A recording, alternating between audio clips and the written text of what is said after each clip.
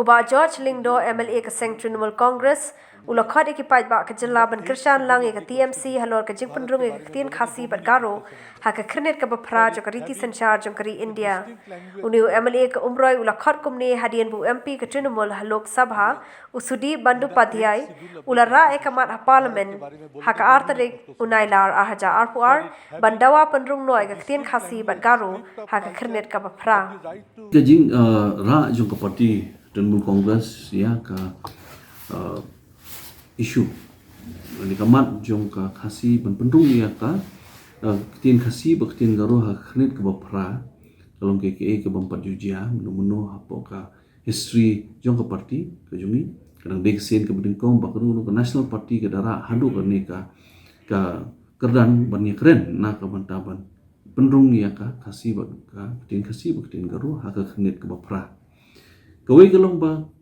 kajing persiang jong kesoka jela haki senam ke baladeb dan usnyam arjar san so kalalong sisya ke ba nang peniat syakmat jam pa jam na ka bantaban nang pensawa ya kata kajing dawa jugi pa ba nadu arjar san la itu ya kitin kasi bat garo da ka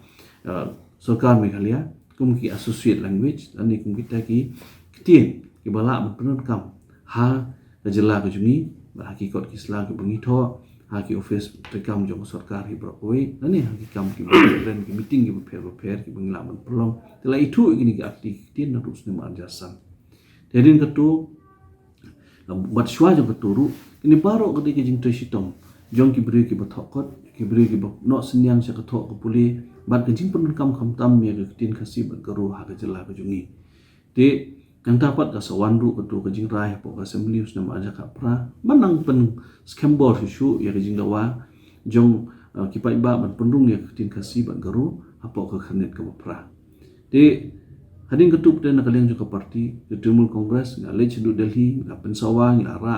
ya ka sur habar jong ka parliament adik sin ka beningkong baki MLA na po Meghalaya bat ki MP jong ka parti kuno ka national party ki atre ka ban ra ekasur baka jing dawa jong pai ba hangte ya khama Delhi kham baka kari beroi kan ya snow ya kasur ke jungi bangim dei bonchusha le kulut imdei ba kita kasur ke jungi kalong ke berit ndei kasur jungi kalong ke bajam na kam taban dawa kini ki jing don kam jong pai ba kini dei tang atli ki isu ke we ke bede bar ke jing pendrung ya ka kitin khasi bar garuh po ke khnet ke bopra jong ka constitution jong India ani ke disensiar ke jungi kabaar pada bandingin Persia ya ketu ke jingsan ya ke agreement hapring ke Meghalaya bat Assam na kamta ka border ke jungi tin no jikini nang bon kiwi ru ki bangin nang ra. Sir, it is inclusion of Garo and Kharsi language in the 8th schedule of the constitution. These are belong to Meghalaya. Sir, article 29 of the constitution provides that a section of citizens having a distinct language, script of culture have the right to conserve the same. Under the Meghalaya State Legislature Act 2005, Garo and Kharsi have been declared as associate official languages of the state.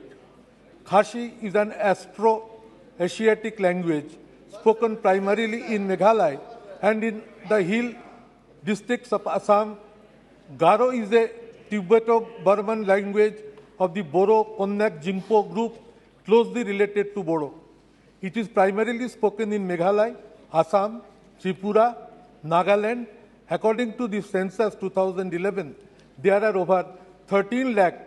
46.5% Kharsi speakers and over 9 lakh 31.5% Garo speakers. Issue in inclusion of these two languages has been the lack of their own original scripts. Sir, in April 27 September 2018, the Meghalaya Legislative Assembly adopted a resolution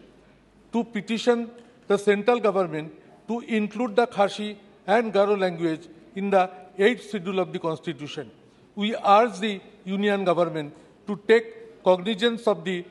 state's demand to include Garo and Kharsi in the 8th schedule, sir.